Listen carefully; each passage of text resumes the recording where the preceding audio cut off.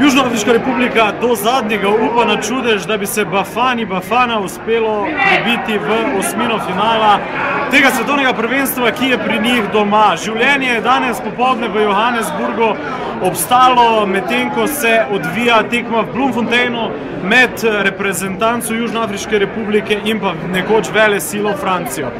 V trgovskem centru Nelsona Mandele, kjer smo v tem trenutku, so se številni ljudje zbrali v različnih lokalih, restauracijah, stojijo pred izložbami s televizijskimi sprejemniki in pa drugje, kjer lahko na kakršenkoli način spremljajo svojo reprezentanco. Vsi bodo do zadnjega upali, da pride do čudeža, čeprav je za tega zelo malo možnosti. Ampak tudi tisti, ki morajo danes delati nekako z enim očesom, škilijo nekam na televizijske zaslone ali pa poslušajo radio, da spremljajo svoje junake.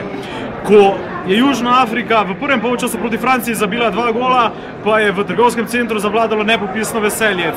Celo gospe, oblečene v kostime za v službo ali pa za nedeljsko mašo, so se vrgle na kolena in slavile gol Bafane. Bafana didn't qualify for the second round of this World Cup.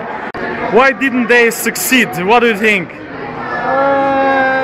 Sometimes we are not lucky because our coaching team were striking with one striker, but now we managed to put 2 strikers. Then we managed to score goals. Are you very disappointed, or is this what you expected?